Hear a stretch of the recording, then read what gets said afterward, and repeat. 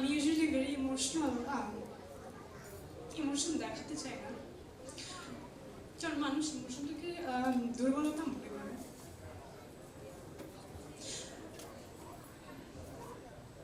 But আজকে এখানে সবার মাঝে হয়তো আমি সবচেয়ে ইয়াংগেস্ট। এই বয়সে আসলে আমার এত এত অর্জন এবং এত কিছু আমি মনে করি যে আমি কখনো ভাবিনি স্বপ্নে যে হতে পারে, কিন্তু আমার মা ভেবেছিল। আমার আজকে অভিনয় জীবনের যাত্রা বলি বা গান শেখা সব কিছু, এগুলোর আসলে পেছনে আমার মার অবদান। এটা আমার বাবা না, সম্পূর্ণ আমার মায়ের অবদান।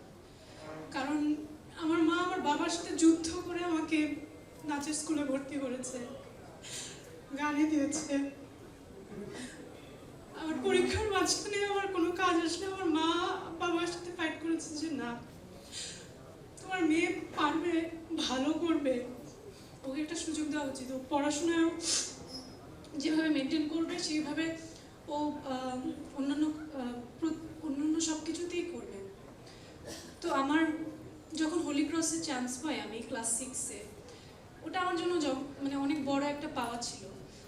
তো হোলি ক্রসে ভর্তি হওয়ার পরও যেহেতু আমাদের ঢাকার বাইরে থাকতাম আমার পোস্টিংয়ের কারণে, আমার মা ফাইট করে আমাকে আর আমার ছোট ভাইকে নিয়ে ঢাকায় চলে এসেছে যে আমি পারবো, তুমি কিছু মনে করো না। অথচ তার আগ পর্যন্ত আমাদের এক গ্লাস পানিও ঢেলে খেতে হয়নি, যেহেতু আমার বাবা সরকারি কর্মকর্তা ছিল।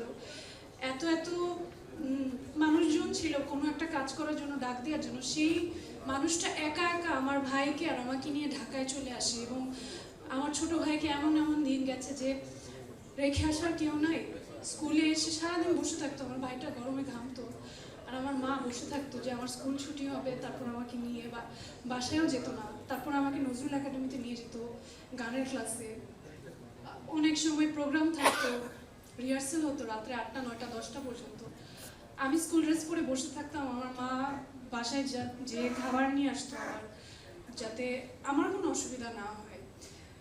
ইভেন আমার যখন কাজের প্রথম অফার আসে তখনও আমার মা আমাকে জোর করে যে she is the first person to recognize that creativity inside me. and আমি অনেক এক্সপেরিমেন্ট করেছি এবং অনেকবার সুইচ করেছি। আমি স্কুল কলেজে সায়েন্সে ছিলাম, হোলি ক্রস থেকে পাশ করার পর আমি বলি যে না, আমি সায়েন্সে পড়তে চাই না, আমি বিবিএ পড়বো। তো আমি পরীক্ষা দেই, আমার জাহাঙ্গীরনগরে হয়, ঢাকা ভার্সিটিতে হয়, বিউপিতে হয়। আমি শুধু একবার বলেছি না, আমি পড়তে চাই না। আমি ঢাকা ভার্সিটিতে জার্নালিজম পেয়েছিলাম, আমি বলছি আমি পড়বো না।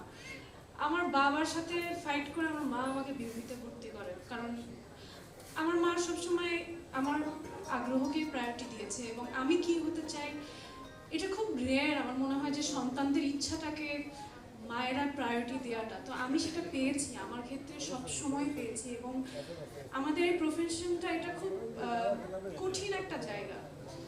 মানুষ অনেক বাইরে থেকে অনেক কথা বলে বা অনেক ধরনের জাজমেন্ট, অনেক ধরনের তাদের একটা মানে অনেক কিছু ভাবে আমাদেরকে নিয়ে, কিন্তু সেই জায়গা থেকে, সেই স্ক্রুটিনিটি থেকে আমার মা সবসময় আমার পাশে গাছের মতো ছিল, এখনও আছে এবং আশা করি যে সবসময় এভাবেই থাকবে। এবং আমি চাই আমার মার মৃত্যুর আগে আমার মৃত্যু হোক, কারণ এটা আসলে আমি দেখতে চাই না।